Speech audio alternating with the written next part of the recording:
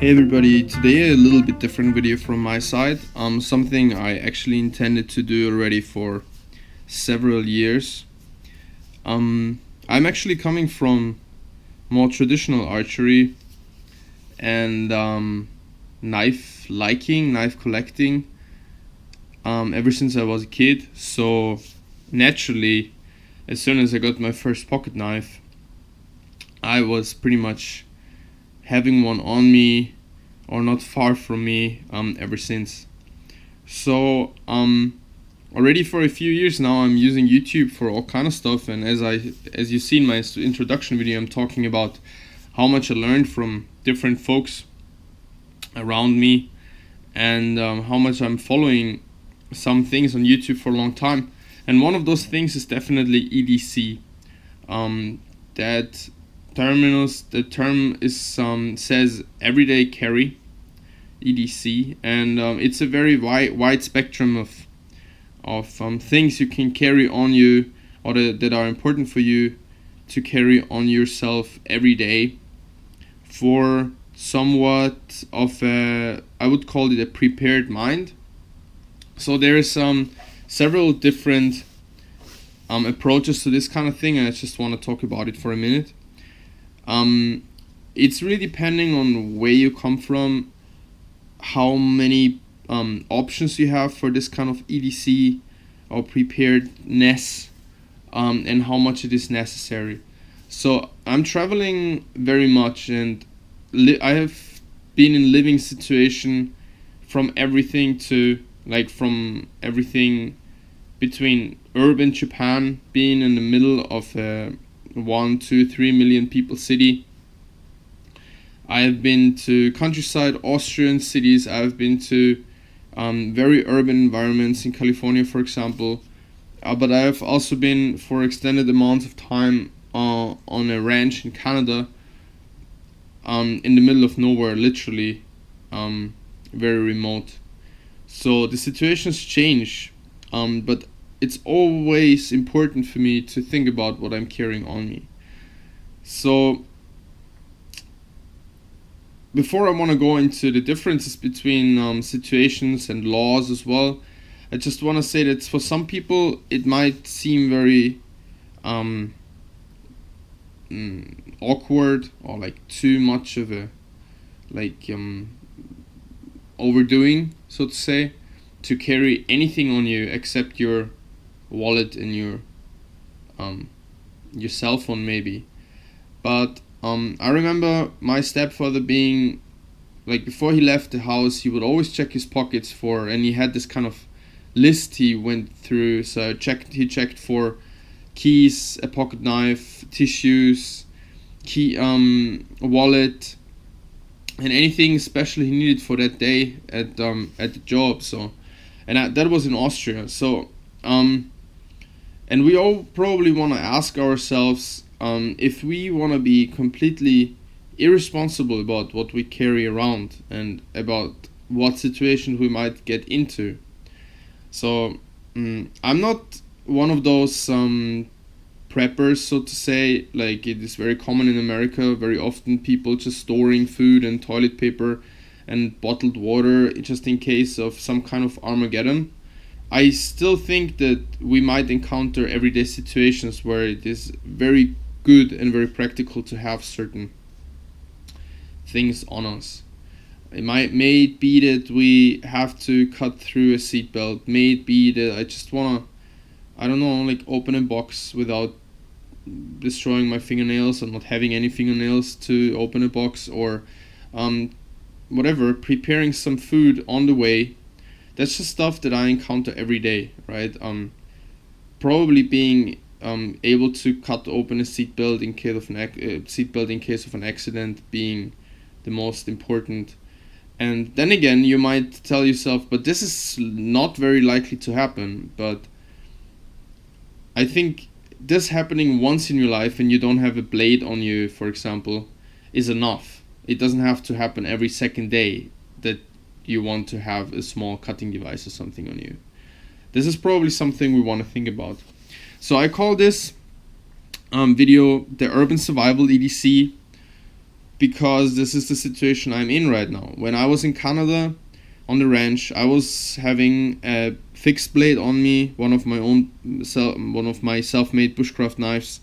I probably didn't have a cell phone on me because there was no reception, and I had a bigger flashlight on me, and I didn't have a wallet on me because, again, it was remote, there was no reception, there was nothing to buy or like where you would have to have an ID. So my EDC changed, and when I'm in Austria and I'm working in my garden, I probably have a fixed blade on me as well.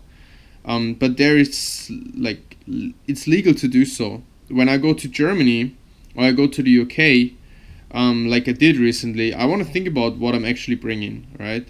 Now being in Japan, I actually also want to think about what I'm bringing.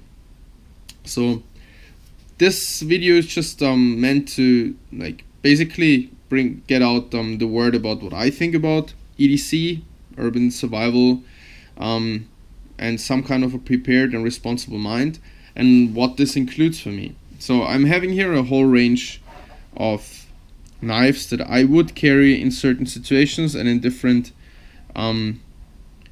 countries, and they all happen to be Spyderco. I have other knives than Spyderco, but Spyderco happens to be my brand of choice. And I will go over the Spyderco knives in the video that's just gonna follow this one. But I just want to say, in some countries where certain blade lengths are not legal, and probably I don't want to have a knife on me very obviously, I just want to throw this into some kind of pocket. You know, it's tiny, it's a Spyderco Ladybug.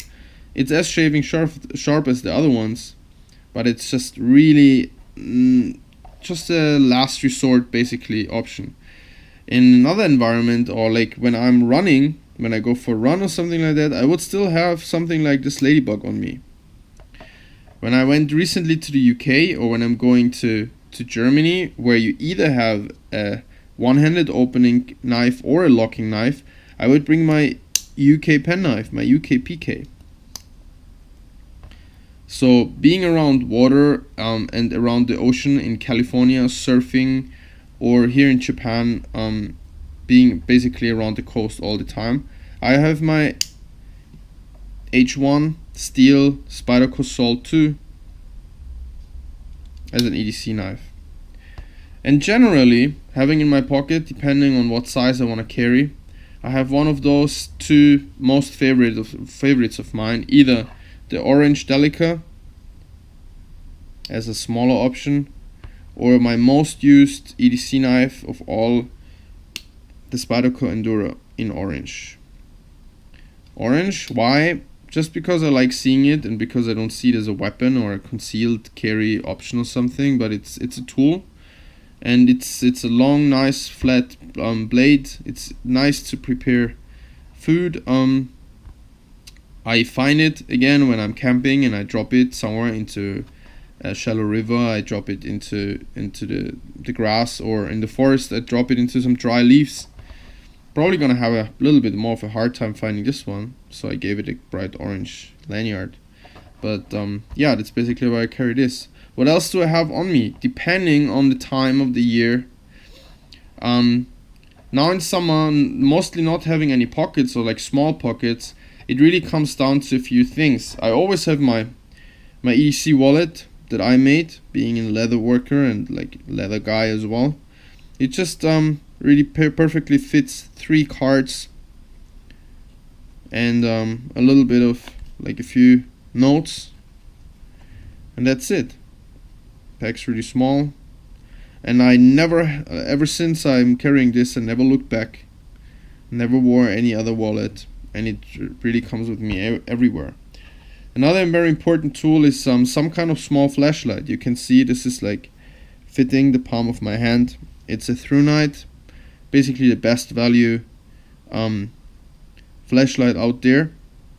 One AA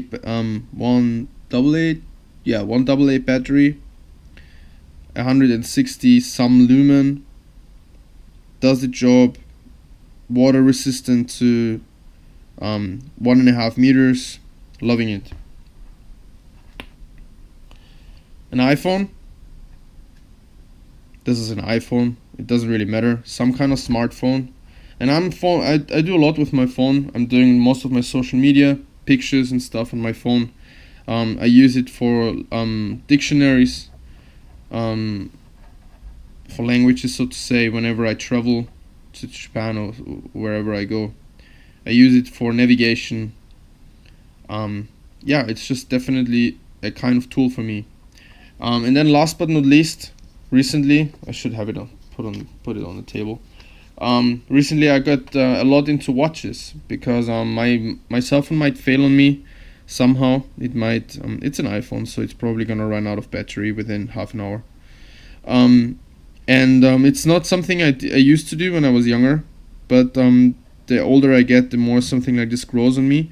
And I am a very big friend of watches that actually don't fail before you fail. So there is nothing else for me than diving style watches. It's important for me that the dial is very clear, it's quick, you can check out the time very quickly, that it has a rotating bezel that I set some times for me on, and like just in order to track some time and everything. It's important that it has a good lume, and like in this case, like I said, it's a 200 meter. This is a Citizen Eco Drive, so the dial is basically a solar panel. And it's never gonna die on me. Even if it's pitch black, it's still gonna have a power reserve for 6 months. And it has a screw-down crown, 200 meter water resistant. That's the minimum for me. 100 meter never does the job. It always gets draws moisture and everything. Yeah, that's the last very important thing for me. In winter, the situation might change. I would also have a comb on me, especially when I wear my hair a little bit longer. Being into all this pomade stuff, and yeah, I would just have a comb on me, and I would have a space pan on me usually. That's missing here at the moment because I need to get a refill. But yeah, that's just gonna be topic for another EDC video. For now, I just wanted to get the word out a little bit about EDC knives and everything not being a bad thing. Being a little bit responsible about your life and your environment is also not a bad thing, and this is for sure not a purely male or female kind of thing. Men are a little bit more prone to, liking knives and being into equipment and gadgets and everything. But it's a general thing. Like actually, this one here is my girlfriend's knife. So, yeah, it's nothing. It doesn't have anything to do about doesn't have anything to do with weapons or being into weapons or prepping or being constantly afraid or anxious about what might happen. But yeah, there is a certain kind of preparedness that is still our responsibility, modern times and technology or not. But you might want to try to cut open something with your iPhone and you might get disappointed by it.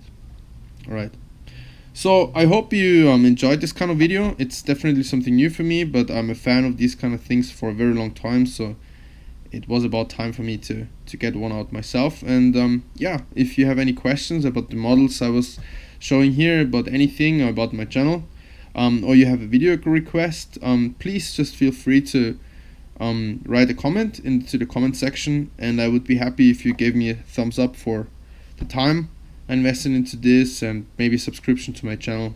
I would appreciate it very much. Have a great day, take care, and I'll see you next time. Bye.